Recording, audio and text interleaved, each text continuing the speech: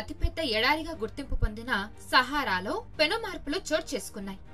ఆఫ్రికాలో ఉన్న ఈ ఎడారిలో తాజాగా పచ్చదనం వెల్లివిరుస్తోంది. 92 లక్షల చదరపు కిలోమీటర్ల విస్తీర్ణం గల ఈ ఎడారి ఆకుపచ్చగా మారడంతో శాస్త్రవేత్తలు నివ్వెరపోతున్నారు.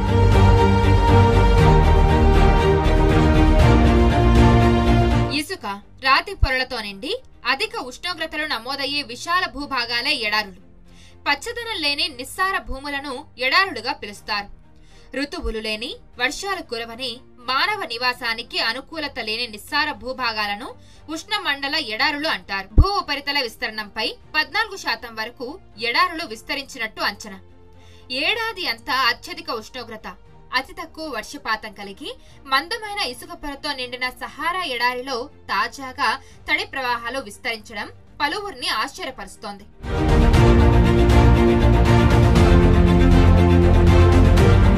ఆఫ్రికా ఖండానికి ఉత్తర, వాయువ్య భాగంలో తూర్పు, పడమరలుగా 3200 కిలోమీటర్ల మేర విస్తరించి ఉంది సహారా ఎడారి.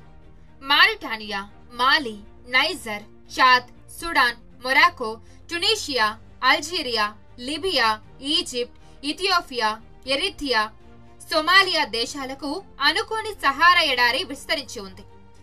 నిర్దిష్టమైన ఋతువులు ఏర్పడని ఈ ఎడారిలో అల్ప వర్షపాతం, అత్యధిక ఉష్ణోగ్రత నమోదు కావడం ప్రధాన లక్షణం. గాలిలో తేమ శాతం తక్కువ ఉన్న సహారా ఎడారిలో అకస్మాత్తుగా మార్పులు సంభవించాయి. కొన్ని లక్షల ఏళ్ల కిందట ఉన్నటువంటి వాతావరణం నేడు ఏర్పడడంతో శాస్త్రవేత్తలు వీస్తుపోతున్నారు. ప్రకృతిలో ఇలాంటి మార్పులు రావడానికి కారణాలు తెలియక శాస్త్రవేత్తలు వీస్తుపోతున్నారు. ఎడారి భూభాగం కొన్ని వేల సంవత్సరాలకొకసారి ఆకుపచ్చగా మారుతుందని వారు వెల్లడించారు.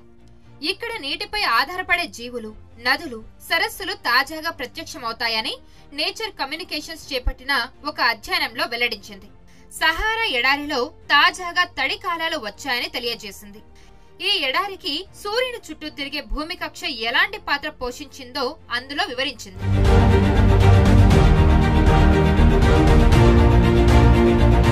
సహారా ఎడారిలో ఒకప్పటి మంచు యుగం ప్రభావం నేడు దర్శనమిచ్చింది.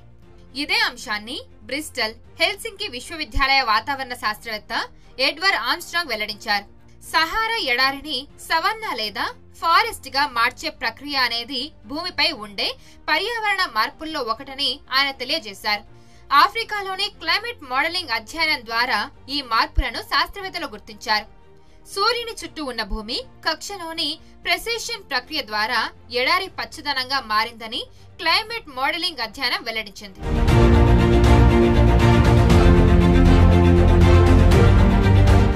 భూమి కొన్నిసార్లు సొంత అక్షం మీద కదలాల్సి వచ్చినప్పుడు ఈ మార్పులు ఏర్పడతాయని క్లైమేట్ మోడలింగ్ అధ్యయనం రుజువు చేసింది. భూమిపై ఏర్పడే ఋతువులు ప్రతి 21,000 కాలచక్రాలకు ప్రభావితం అవుతాయని వివరించింది. దీనివల్ల వర్షపాతం ఏర్పడమే కాకుండా ఆఫ్రికా ఋతుపవనాలు నియంత్రితకు గురవుతాయని తెలియజేసింది. దీని ప్రభావంతో సహారాలో పచ్చదనం పరుచుకుంటుందని శాస్త్రవేత్తలు వెల్లడించారు. ఉత్తర అర్ధగోళంలో పశ్చిమ ఆఫ్రికాలోని ఋతుపవన వ్యవస్థ శక్తి పెరగడంతో సహారా ఎడారిలో వర్షపాతం ఏర్పడుతుందని వారు వివరించారు.